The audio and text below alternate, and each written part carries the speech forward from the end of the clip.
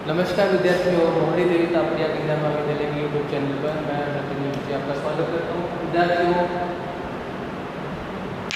आंग्ल मराठा संघर्ष की हम जो है वह बात कर रहे थे और इस संघर्ष में हमने जो है प्रथम संघर्ष की बात की और पुरंदर की संधि की बात की। अब आज के वीडियो में बात करते हैं कि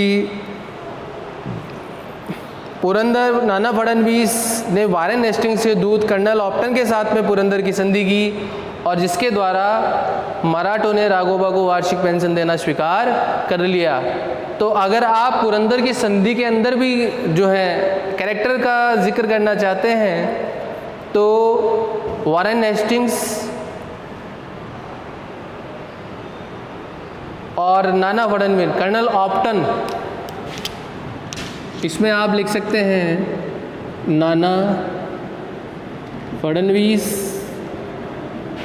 प्लस कर्नल ऑप्टन। और विशेष बात यह है विद्यार्थियों कि ये वारेन हेस्टिंग्स का दूत है, वारेन हेस्टिंग्स। अब आपके सामने एक नया नाम आ गया, इस नाम का जिक्र हम जब बंगाल की जो बात करेंगे, जब अधिनियमों की बात करेंगे उस समय इनका जिक्र करेंगे, या जब हम गवर्नर या गवर्नर जनरल की बात करेंगे उस समय इसका जिक्र करेंगे। तो आप खुद देखिएगा कि किस प्रकार जो है वो एक दूसरे से चीज़ें जुड़ी हुई हैं, घटनाएं जुड़ी हुई हैं, दृश्य जुड़े हुए हैं। डेट्स ध्यान में नहीं रखते तो इनको क्लियर समझ नहीं पाएंगे।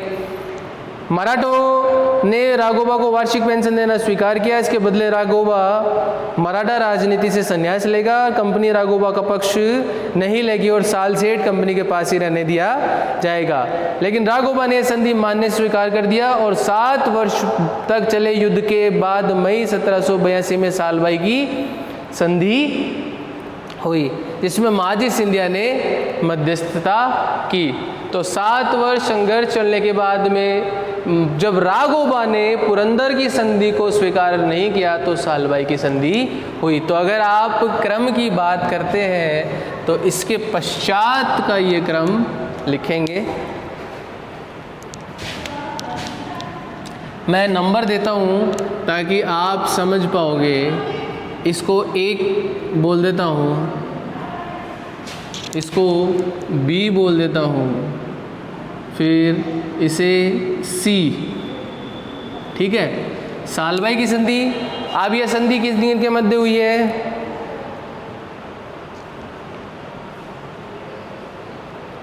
राघोबा वारेन हेस्टिंग्स से सालबाई की संधि को आपातकाल की एक सफल पूर्वक संधि का दोनों पक्षों के भी एक जीते हुए प्रदेश लौटा दिए जाएंगे। अंग्रेजों ने माधव नारायण राव को पेशवा स्वीकार कर लिया।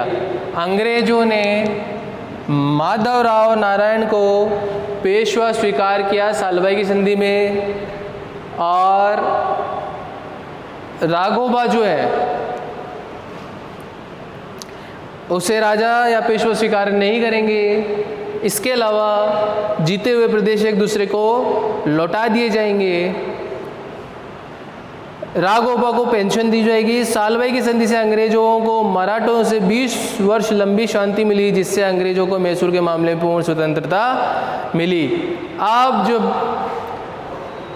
सालबाई की संधि की चर्चा करेंगे तो जब इस संधि के अंदर अंग्रेज और मराठों की बात कर रहे हैं तो जाहिर सी बात है कि अब अंग्रेज जो है वह मराठों की ओर से माधव नारायण को पेशवा स्वीकार कर रहे हैं। इसीलिए ये संधि बहुत महत्वपूर्ण मानी गई है। और मैंने ये कहा कि 20 वर्ष तक युद्ध विराम भी हो गया, तो ये देखिए ये समय जो है सेकंड का 82 और थर्ड का 1803 समय आप देखेंगे तब आप क्लियर समझ पाएंगे।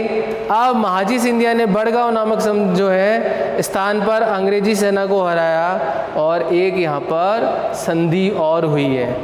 तो सालबाई की संधि में मध्यस्थता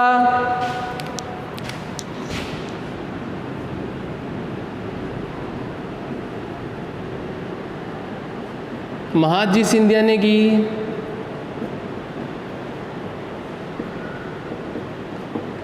ठीक है। इनकी ओर से इसको शासक कौन बनाना चाह रहा है? नाना फडणवीस। ये नाम मैं जो है इसीलिए लिख रहा हूँ विद्यार्थियों, क्योंकि आपके सिलेबस के अंदर बड़े प्रश्नों में कई बार पूछा गया है। कंपटीशन कॉलेज जो के एग्जामिनेशन होते हैं, यूनिवर्सिटी के एग्जामिनेशन होते हैं, उनमें पूछा गया है नाना फडणवीस का और महाजी सिंधिया का रोल या भूमिका। तब आपको जो है इनकी भूमिका बतानी होगी। और उस समय अभी युद्ध के परिदृश्य से इन घटनाओं को देख रहे हैं, फिर इनको मुख्य केंद्र में रखकर इन घटनाओं का जिक्र करना होगा। तो विद्यार्थियों, नाना फडणवीस और महाजी सिंधिया का रोल जब आप लिखेंगे तो ये देखेंगे, महाजी सिंधिया के रोल में बम्बई सरकार ने कर्नल ऑगस्टस के नेतृत्व में एक सेना भेजी, किंतु जब मराठों के हाथों पराजित हुआ तो उसके स्थान पर कर्नल कॉकबर गया और मराठा सेना के नेतृत्व में महाजी सिंधिया और मल्हारराव होलकर कर रहे थे। इसके पश्चात मराठा सेना धीरे धीरे पीछे हटती है और 19 जनवरी 1789 को तेलगांव पहुंचकर अंग्रेजों को मालूम हुआ कि मराठों ने उसे तीन ओर से घेर लिया है और इसके चलते दोनों पक्षों में भीषण संघर्ष हुआ और बड़गांव का समझौता हुआ, जो हमने यहाँ पर लिख रखा है। यह समझौता है बम्बई शाखा और मराठों के बीच में हुआ है। तो इस संधि के पश्चात यह समझौता, पुरंदर की संधि के पश्चात यह समझौता हो रहा है। ठीक है, समझौता की शर्तें क्या है? अंग्रेज राघोबा को मराठों के हवाला कर देंगे। तो यहाँ पर जो है इसे सी न देकर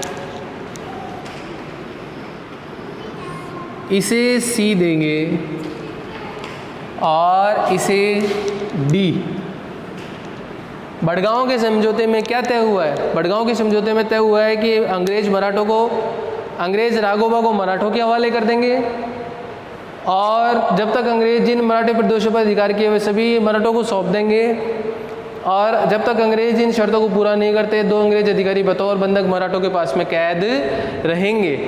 इस से अपमानजनक समझौते से जो है अंग्रेजों को यह पसंद नहीं आया और यहाँ पर स्वयं हेस्टिंग्स ने तो एक बात भी कही है कि जब मैं बड़गांव समझौते की धाराओं को पढ़ता हूँ तो मेरा सिर लज्जा से झुक जाता है। अगर आपको कहीं कंपटीशन में ये स्टेटमेंट देकर और प्रश्न पूछ ले कि ये स्टेटमेंट किसने और कब कहा है कि जब मैं बड़गांव समझौते की धाराओं को पढ़ता हूँ तो मेरा सिर लज्जा से झुक जाता है, संबंध बड़गांव समझौते या संधि के समय वॉरेन हेस्टिंग्स ने कहा है। ठीक है, तो इसके पश्चात जो है वो सालबाई की संधि हुई जो महाजी सिंधिया के नेतृत्व में। और सालबाई की संधि की मुख्य शर्तें जो मैंने जिक्र किया है अभी अभी आपके सामने कि अंग्रेज राघोबा को छोड़ देंगे, 2500 की उसे जो 25,000 की मासिक पेंशन भी देना स्वीकार कर लिया। सालसेट और बड़ौज के एरिया को छोड़कर मराठों के अन्य भूभाग अंग्रेज जो है उस पर अधिकार नहीं करेंगे। सालसेट पर तो अधिकार कर चुके हैं। माधवराव पेशवा को जो है शासक स्वीकार कर लेंगे और 6 माह के अंदर हैदर अली के जीते हुए प्रदेश लौटा देंगे। वह पेशवा और कर्नाटक के नवाब और अंग्रेजों के विरुद्ध युद्ध में सम्मिलित नहीं होगा तो अंग्रेज भी उसके विरुद्ध युद्ध में सम्मिलित नहीं होंगे। इस प्रकार हैदर अली समझौते के अनुसार कार्य नहीं करेगा तो महाजी और हैदर अली के विरुद्ध अंग्रेज उसका साथ देंगे। तो सालबाई की संधि भी जो है वह बहुत ही महत्वपूर्ण संधियों में गिनी जाती है। इसका कारण यह है कि अंग्रेजों ने मराठों से संधि करके मैसूर को मराठों से अलग कर दिया। इस संधि के चलते मराठों ने मैसूर को मराठों से संधि करके मैसूर को मराठों से अलग कर दिया और मैसूर का शासक हैदर अली मराठों की सहायता से वंचित हो गया। तो यहाँ पर छोटा प्रश्न कंपटीशन का अगर बनता है तो यही बनता है कि ऐसी कौन सी संधि थी जिस संधि के चलते मराठे जो है वह हैदर अली या मैसूर से अलग हो गए। तो इसमें आपको सालबाई की संधि के बारे में जिक्र करना है। मराठा और मैसूर अलग अलग हो गए। ठीक है, सालबाई की संधि का जिक्र यहाँ पर करना है। और हैदर अली की मृत्यु के बाद उसके पुत्र टीपू ने यद्यपि युद्ध तो जारी रखा, लेकिन मराठों की सहायता प्राप्त नहीं कर सका। तो विद्यार्थियों, यहाँ पर जो है हमने जिक्र किया सालबाई की संधि, बड़गांव की संधि का, और अब इसके बाद में चर्चा करते हैं द्वितीय आंग्ल मराठा युद्ध की। तो इसमें यह देखेंगे कि वॉरेन हेस्टिंग्स का कार्यकाल अब समाप्त हो गया है और इसके बाद में कार्यकाल शुरू होता है वेलाजेली का। मैकफर्सन भी जो है गवर्नर जनरल के रूप में रहा है। उसके पश्चात कॉर्नवालिस जो है वह गवर्नर जनरल बनकर आया, और जो है इसके पश्चात जो है जॉन शोर के पश्चात जो है लॉर्ड वेलेस्ली। तो वॉरेन हेस्टिंग्स के बाद में मैकफर्सन, इसके पश्चात कॉर्नवालिस, जॉन शोर और फिर लॉर्ड वेलेस्ली। क्योंकि हम जो है वह यहाँ पर गवर्नर जनरल की चर्चा नहीं कर रहे हैं, हम यहाँ पर मराठा और आंग्ल युद्ध की बात कर रहे हैं। तो हम जब डेट देखेंगे तो 1803-1806 जो आंग्ल मराठा द्वितीय युद्ध है, इस डेट के अंदर गवर्नर जनरल किसका रोल है, इसमें हम वॉरेन हेस्टिंग्स की चर्चा करेंगे, वेलेस्ली की चर्चा करेंगे। अब जो है सालबाई की संधि के बाद में 20 वर्ष तक, जैसा कि मैंने पिछले वीडियो में चर्चा की थी कि युद्ध विराम रहा, शांति रही। और इसके पश्चात जो है इधर महाजी सिंधिया और नाना फडणवीस के बीच में जो वर्चस्व की जंग जारी रही। 1799 में पेशवा माधवराव द्वितीय की मृत्यु हो गई और बाजीराव द्वितीय पेशवा बना। 1794 में पेशवा माधवराव नारायण की मृत्यु हो गई। इसे माधवराव सेकंड भी लिख सकते हैं क्योंकि फर्स्ट यहाँ पर ऑलरेडी लिखा जा चुका है, तो यहाँ पर इसे फर्स्ट और इसे सेकंड लिख सकते हैं। और इसके पश्चात जो है बाजीराव द्वितीय पेशवा बना। यह सर्वथा अयोग्य था। इधर 1800 ईस्वी में नाना फडणवीस की मृत्यु हो गई। ये डेट ध्यान में रखिएगा, ये इसकी मृत्यु की डेट है।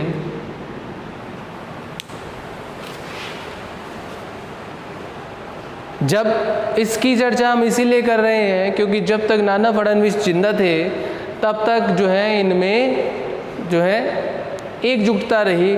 नाना फडणवीस की मृत्यु के पश्चात मराठा जो है एक दूसरे से संघर्ष करने के लिए उतारू हो गए। ग्वालियर का शासक दौलतराव सिंधिया और इंदौर का शासक जसवंतराव होलकर के बीच में भी प्रतिस्पर्धा उत्पन्न हो गई।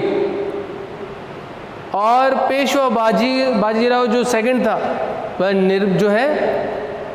निर्बल व्यक्ति था और इसीलिए जो है शक्तिशाली मराठा संरक्षण जो है वह दौलतराव सिंधिया के संरक्षण में चला गया।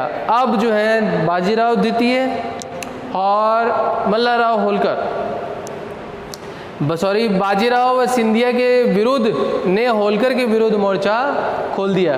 तो यहाँ जब बाजीराव सेकंड की चर्चा करें तो एक तो बात कर रहे हैं दौलतराव सिंधिया की और एक इंदौर के होलकर की बात कर रहे हैं। और इनमें जब संघर्ष हुआ और युद्ध छिड़ा तो होलकर मालवा में सिंधिया की सेना के साथ युद्ध में व्यस्त था और पूना में पेशवा ने होलकर के भाई बिट्टू जी की हत्या कर दी और अपने भाई की हत्या का बदला लेने के लिए जो है बिट्टू जी भी चल पड़े। अंततः पेशवा ने वेलाजली की शर्त स्वीकार कर ली। ये वेलाजली से 31 दिसंबर 1802 को पेशवा और कंपनी के बीच में बसीन की संधि हुई, जो संधि यहाँ पर लिखी हुई है और इसकी हम जो इसका क्रम जो है यह दे देते हैं। तो बसीन की संधि के चलते हम ये देखेंगे कि द्वितीय आंग्ल मराठा युद्ध के समय की जब बात कर रहे हैं और बसीन की संधि के पश्चात ये युद्ध हो रहा है, तो इसमें बसीन की संधि की चर्चा करना आवश्यक है। संधि की शर्तें क्या है? पहले तो सबसे पहली बात यह कि संधि किन किन के मध्य हो रही है। संधि किन किन के मध्य हो रही है? मराठे 1802 में पेशवा और कंपनी के बीच में संधि हो रही है। संधि की शर्तें क्या है? पेशवा अपने राज्य में 6000 अंग्रेज सैनिक की एक सेना रखेगा। इस सेना के खर्चे के लिए 26 लाख रुपए वार्षिक आय का भूभाग अंग्रेजों को देगा। तो विद्यार्थियों, इस संधि की चर्चा जो है वो करनी आवश्यक है, क्योंकि ये संधि जो है वह आपको द्वितीय आंग्ल मराठा युद्ध के संघर्ष में पहुंचाएगी। पेशवा अपने राज्य में 6000 अंग्रेज सैनिकों की एक सेना रखेगा और इस सेना के खर्चे से 26 लाख रुपए वार्षिक का भूभाग अंग्रेजों को देगा। पेशवा बाजीराव सेकंड। पेशवा बिना अंग्रेजों की अनुमति के मराठा राज्य में किसी अन्य यूरोपियन की नियुक्ति नहीं देगा और न ही अपने राज्य में अनुमति देगा। और पेशवा सूरत से अपना अधिकार तुरंत त्याग कर देगा। ये बाजीराव सेकंड की चर्चा हम यहाँ कर रहे हैं। पेशवा के जो निजाम और गायकवाड़ के साथ झगड़े हैं, उन झगड़ों के पंच निपटारे का कार्य कंपनी करेगी अब, ठीक है। तो पेशवाओं के झगड़ों का निपटारा कंपनी करेगी और भविष्य में किसी राज्य के साथ युद्ध संधि और पत्र व्यवहार बिना अंग्रेजों की अनुमति के नहीं करेगा। इस प्रकार की संधि होने के चलते पेशवा को जो है पेशवाई मिल रही है। यह बसीन की संधि है जो हम 5वें नंबर पर लिख रहे हैं। पहली सूरत की, दूसरी पुरंदर की, तीसरी बड़गांव का समझौता, चौथा सालभाई की संधि और 5वां बसीन की संधि। अब जो है बसीन की संधि होने के पश्चात जो है नेक्स्ट वीडियो में हम ये देखेंगे कि द्वितीय आंग्ल मराठा युद्ध के जो है पीछे की भूमिका क्या रही है। यूँ तो पीछे की भूमिका आपके सामने जाहिर है कि बसीन की संधि जो है उससे भूमिका तय हो चुकी है। जो नेतृत्व करने वाले नाना फडणवीस है उनकी मृत्यु हो चुकी है। अब जो है एक मराठों के संघ में जो है मजबूत सेनापतियों में होलकर और सिंधिया का नाम हम ले रहे हैं और इनमें जो है संघर्ष के चलते अंग्रेज बीच में हस्तक्षेप कर रहे हैं। तो इस हस्तक्षेप को हम नेक्स्ट वीडियो में देखेंगे। प्रथम आंग्ल मराठा संघर्ष के पश्चात और उससे पहले की संधियां हमने देखी। नेक्स्ट वीडियो में हम द्वितीय आंग्ल मराठा युद्ध की चर्चा करेंगे, फिर उसके बाद होने वाले संधियों की, और फिर जो है तृतीय आंग्ल मराठा युद्ध की चर्चा करेंगे और फिर होने वाले संधियों की। तो उम्मीद करता हूँ आपको यहाँ तक का जो है वो क्लियर समझ में आया है। विद्यार्थियों, फिर कहूँगा कि साथ साथ में जब तक नोट्स नहीं बनाएंगे, इनको जो बोर्ड से आप वीडियो पे देख रहे हैं उनको उतारेंगे नहीं, आप जो है समझ नहीं पाएंगे, याद नहीं रख पाएंगे। तो उम्मीद करता हूँ कि साथ साथ में नोट्स बना रहे हैं, लिख रहे हैं, पुराने वीडियो देख रहे हैं। जो है अपने किसी भी प्रकार की कोई भी समस्या हो तो आप फ़ोन के माध्यम से, व्हाट्सएप के माध्यम से या कमेंट बॉक्स में क्वेश्चन के माध्यम से हमसे पूछ सकते हैं। महाविद्यालय के जो शिक्षक हैं उनके द्वारा किए गए इस शिक्षण कार्य में आप जुड़ें और अपने सहपाठियों को भी जोड़ें। वीडियो पसंद आया हो तो शेयर कीजिए, लाइक कीजिए, सब्सक्राइब कीजिए। धन्यवाद।